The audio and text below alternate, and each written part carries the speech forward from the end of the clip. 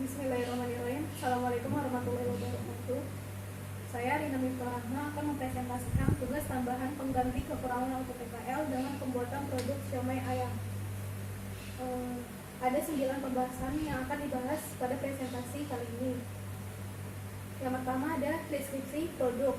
Siomay ayam adalah makanan kudapan yang terbuat dari daging ayam yang dihaluskan dengan penambahan bumbu-bumbu penyedap. Kemudian dibungkus dengan kulit pangsit dan disajikan dengan bumbu kacang. Spesifikasi produknya, nama produknya adalah siomay ayam. Jenis produknya merupakan makanan kudapan. Komponennya itu dibagi menjadi bahan baku dan bahan tambahan. Bahan bakunya itu ada daging ayam, kulit pangsit, tepung terigu, tepung tapioka, tepung jagung, labu siam, dan telur ayam. Nah, bahan tambahannya itu ada bawang putih, bawang merah, daun bawang, wortel, saus tiram, garam, kaldu ayam bubuk, lada bubuk, dan gula pasir.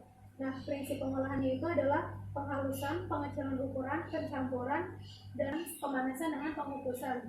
Nah, jenis kemasannya itu adalah paper bowl dan saran penyimpanannya disimpan pada suhu ruang dengan suhu 20-25 derajat Celcius.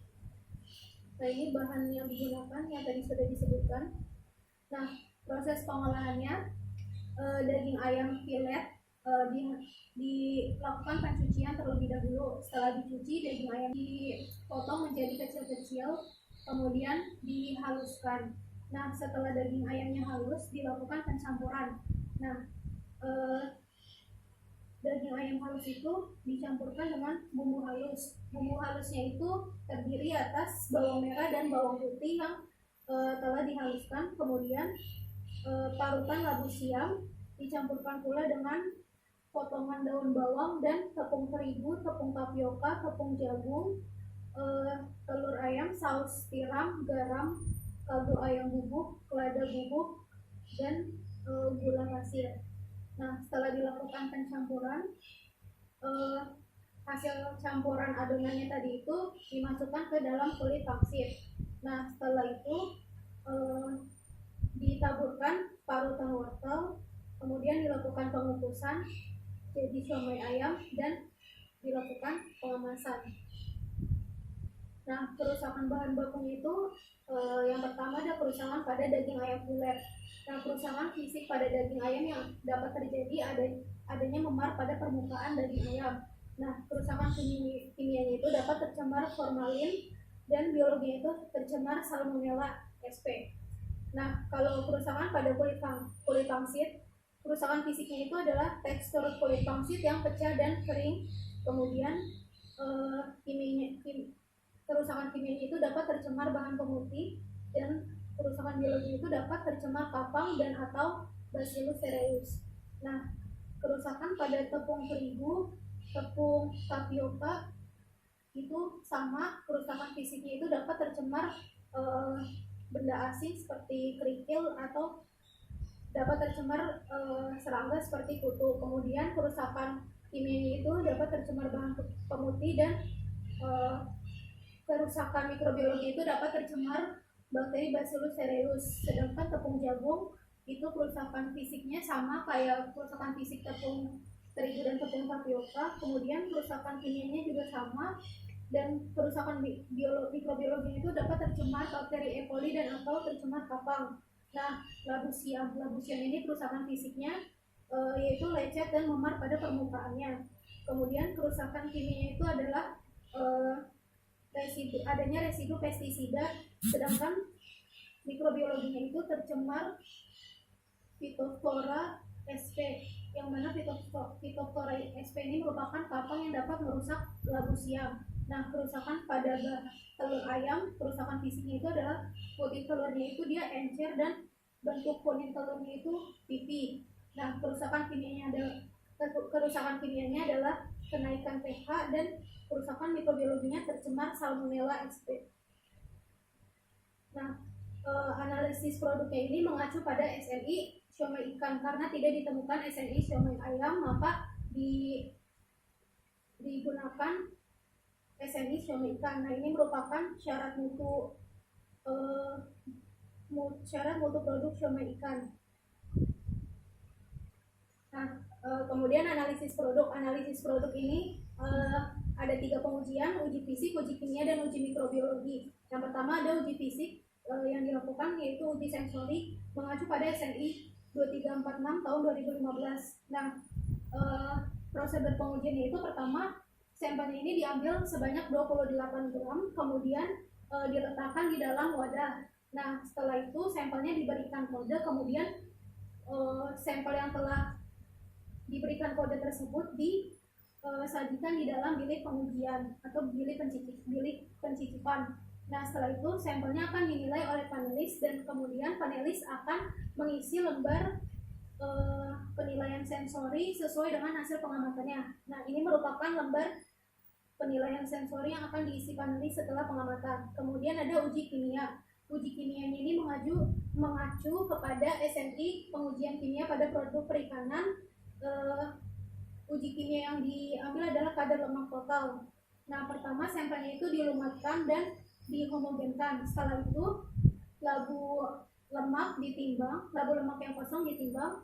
Nah, homogenat sampel yang di awal tadi dimasukkan 2 gram ke dalam selongsong lemak. Setelah itu dimasukkan secara berurutan. Yang pertama adalah 150 ml kloroform ke labu lemak, kemudian dimasukkan selongsong lemak yang berisi sampel tadi ke ekstraktor soklet, dan rangkaian sokletnya itu dirangkai dengan benar.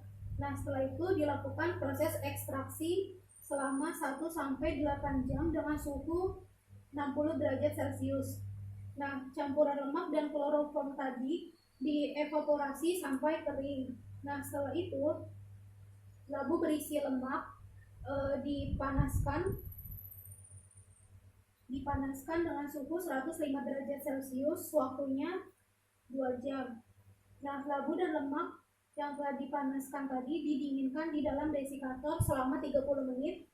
Kemudian labu berisi lemak ditimbang sampai beratnya konstan, dan pengujiannya dikerjakan minimal 2 kali atau duplo. Nah, yang kedua adalah analisis produk mengacu pada SNI 2897 tahun 2008, uji mikrobiologi Staphylococcus aureus. Nah, SNI ini merupakan SNI pengujian mikrobiologi untuk produk daging-dagingan. Nah, yang pertama sampelnya itu ditimbang sebanyak 25 gram, kemudian dimasukkan ke dalam wadah steril. Nah, setelah itu sampelnya ditambahkan 225 ml larutan pengencer dan dihomogenkan. Larutan pengencernya itu adalah BPW. Nah, kemudian dilakukan pengenceran kembali sampai biasanya sampai 10 pangkat min 4. Nah, setelah dilakukan pengenceran dimasukkan medianya itu adalah BPA ditambah ethyltelluric emulsion sebanyak media yang ditambahkan sebanyak 15-20 ml ke dalam cawan Petri. Kemudian suspensi dari setiap pengenceran di awal tadi diambil 1 ml, kemudian diinkubasikan masing-masing ke dalam 3 cawan Petri dengan volume 0,4 ml, 0,3 ml, dan 0,4 ml. Nah, kemudian diinkubasikan pada suhu 35 derajat Celcius selama 45-48 jam. Nah, setelah diinkubasikan, koloni pada cawan Petri tersebut dihitung, kemudian dicatat yang jumlah koloninya 20-200 koloni. Nah, setelah itu koloni S. aureusnya itu dihitung dalam 1 gram sampel.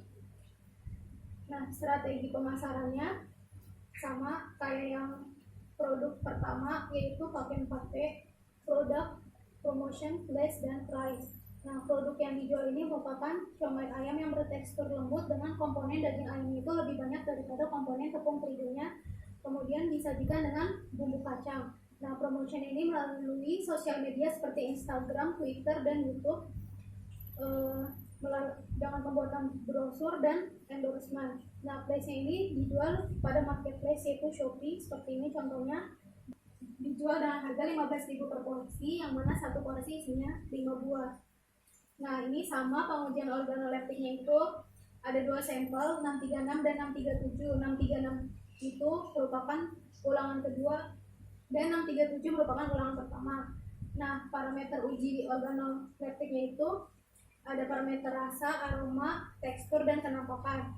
Pengujian organoleptiknya dilakukan oleh 10 panelis.